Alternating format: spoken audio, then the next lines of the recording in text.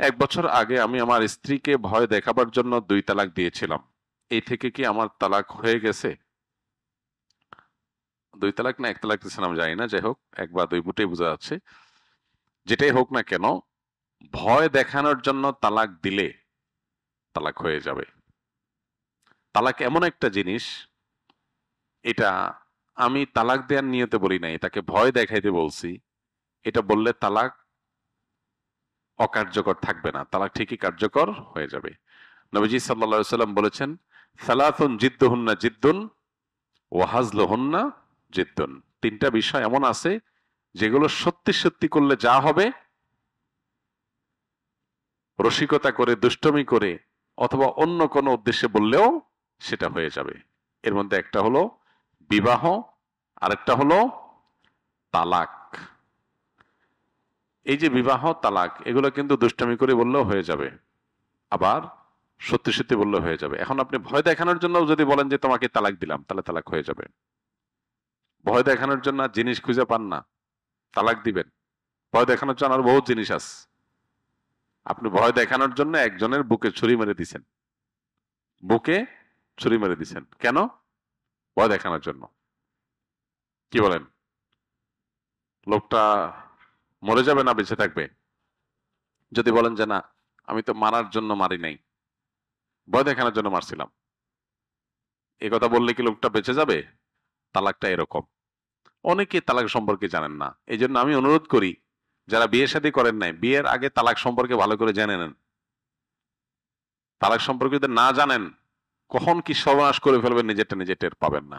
এবার আমাদের সতর্ক থাকতে হবে। আল্লাহ আমাদের বোঝার তৌফিক দান করুন। ছেলে মাদ্রাসায় পড়ে, কিন্তু মাঝে মধ্যে ঘুমের মধ্যে দিনে অথবা রাতে বিছানা পেশাব করে দেয়। ও বলতে পারে না, এর জন্য কি কোনো আমল আছে কিনা? ওর বয়স 9 বছর। ভাই, প্রথমত বাচ্চাদের এই সমস্যাটা বেশি হয়, তারা ঘুমের মধ্যে পেশাব করে দেয়, বিছানা পেশাব করে দেয়। এটার শারীরিক সমস্যা, সেখান থেকে এই সমস্যা হয় অনেক ক্ষেত্রে। এক্ষেত্রে ডাক্তার দেখালে অনেক সময় সমাধান হয়। পাশাপাশি ঝাড়ফুঁকের মাধ্যমেও কিছু আমলের মাধ্যমে উপকার হয়। স্পেসিফিক কোনো আমল কোরআন বা হাদিসে আলাদা করে উল্লেখ করা নাই যে বিছানা পেশাবের জন্য এই আমল। তবে ঝাড়ফুঁককারীরা, তারপরে রাঁটিরা, এই বিষয়ে যারা এক্সপার্ট আছেন, তারা বিভিন্ন রকমের আমল সাজেশন করেন যে আমল করা যেতে পারে। কোরআন হাদিসের সাথে সাংঘর্ষিক না হলে সেরকম আমল করা যেতে পারে।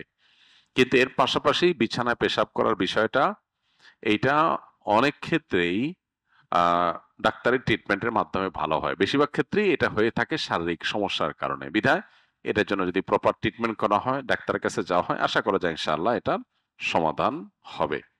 তবে 1 তালাক বা 2 তালাক দিলেও সম্পর্ক চিরতরে শেষ হয়ে যায় না। ইদ্যতের মধ্যে থাকলে ওইটা আবার ফেরত নেওয়ার সুযোগ থাকে। আর যদি ইদ্যত পার হয়ে চলে যায়, তা আবার নতুন করে আগ্ধ করে বৈবাহিক সম্পর্ক স্থাপন করা যেতে পারে, যদি তালাক 3টা না হয়। এখানে 1 তালাক দিয়েছেন বা 2টা তালাক হয়েছে, তাহলে সেক্ষেত্রে এখন আরেকটা তালাক ছিল, বিধায় আপনি আবারও সংসার করতে পারবেন যদি এরপরে আর কোনো তালাক না দিয়ে থাকেন। আর যদি ডেইলি আপনি ভয় দেখানোর জন্য তালাক দেন, তাহলে তো বহুত আগে শেষ হয়ে গেছে সম্পর্ক। আমার কেন জানি মনে হয় আমাকে কেউ কিছু করেছে, কারণ মাঝে মধ্যে আমার ঘরে থাকা অবস্থায় আমার মাথা এবং চোখ কেমন জানি মনে হয়। আমার ঘরের ভেতর আমার ঘরের ভেতর ভারী হয়ে থাকে। এতে আমার করণীয় কি জানতে পারি? বাচ্চারাও অনেক কান্নাকাটি করে। দেখুন, বর্তমানে কোরআন তেলাওয়াত ঘর বাড়ি থেকে, বাসা বাড়ি থেকে উঠে গেছে। সকাল সন্ধ্যার আমল উঠে গেছে। মিউজিক আমরা চাইলেও ইচ্ছাকৃত অনেকে শুনে, আর অনেকে ইচ্ছাকৃত শুনে না, ইচ্ছা ছাড়া শুনে। মোবাইল ফোনের রিংটোনে শুনে, রাস্তাঘাটে শুনে। এগুলো শুনতে শুনতে, হারাম করতে করতে করতে করতে মানুষের স্পিরিচুয়াল পাওয়ার কমে যায়, আধ্যাত্মিক শক্তি, রুহানি শক্তি কমে যায়। এর ফলশ্রুতিতে শয়তানের উপদ্রব, জিন্নাতের উপদ্রব, এগুলো অনেক বেশি বেড়ে যায়। তখন মানুষ নিজেকে আর সঠিক পথে আনতে পারে না, অসুস্থ থাকে। তো এই সমস্যাগুলো এখন ঘরে ঘরে। এই জন্য 1 নম্বরে প্রয়োজন হলো তাওয়ায়ে নাসুহা, সকল গুনাহ থেকে বেঁচে থাকা। বাসা বাড়িকে ছবি, প্রাণীর ছবি, ভাস্কর্য, মূর্তি এগুলো থেকে পরিচ্ছন্ন করা, মিউজিক যাতে 1 সেকেন্ডের জন্য বাঁচতে না পারে সেই ব্যবস্থা করা, এবং সেই সাথে বাসা বাড়িতে সকল মাসনুন আমল, রক্ষা কবচ আমল, সকাল সন্ধ্যার দোয়া, প্রবেশের সময় বিসমিল্লাহ, বের হওয়ার সময় বিসমিল্লাহ, সালাম দিয়ে প্রবেশ, এই আমলগুলো নিয়মিত করা। কোরআনে কারিমের তেলাওয়াত যে বাসায় উচ্চস্বরে নিয়মিত হয় আর অন্যান্য হারামগুলো থেকে বেঁচে থাকা হয়, সে বাসায় দুষ্টজনের উপদ্রব বা সেহের, ব্ল্যাক ম্যাজিক কাজ করবে না। এজন্য এই আমলগুলো আমাদের বাড়ানো দরকার। পাশাপাশি এ জাতীয় সমস্যা যদি আমার মনে হয় যে এটা আসলে জিন্নাতের কোনো সমস্যা, সেহেরের কোনো সমস্যা, তাহলে সেক্ষেত্রে ভালো কোনো রাকির পরামর্শ নিতে হবে। তারা পরামর্শ দিতে পারবে আপনাকে, এবং তারা যে রুকিয়া দিবে, ঝাড়ফুঁক দিবে, সেটা অনুযায়ী নিজে নিজে সেলফ রুকিয়া করতে পারেন বা রাকির মাধ্যমে আপনি ঝাড়ফুঁক করাতে পারেন। কোরবানির পরে গরুর শিং গাছে ঝুলানো অনেকে মঙ্গলজনক মনে করে।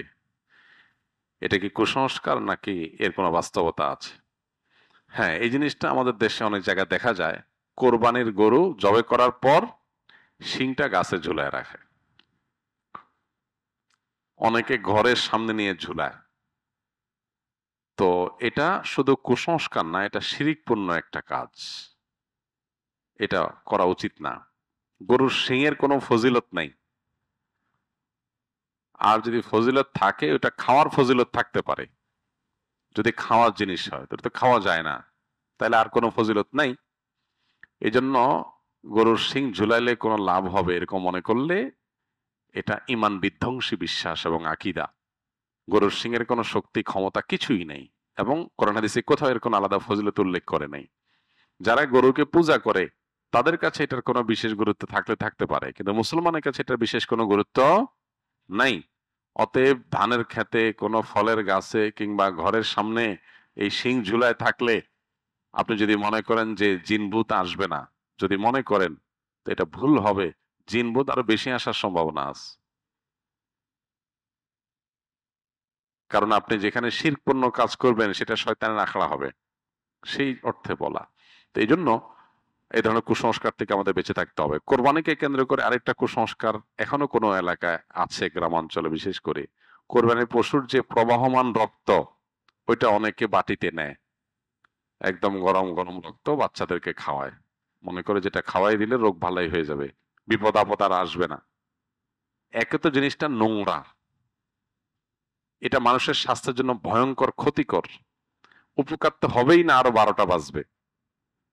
আমি নিজেও আমার ছোটবেলাতে দেখেছি এরকম অনেকে রক্ত নিয়ে যায়। আর তৃতীয়ত, গরুর বা যে কোনো পশুর প্রবাহমান রক্ত যেটা শিরা থেকে বের হয় জবাই করার পর, এটা নাপাক। এটা শরীরে লাগলে, কাপড় লাগলে পর্যন্ত কাপড় নাপাক হয়ে যাবে, সেটা খাওয়া তো হারাম, ওষুধ হওয়া তো দূরের কথা।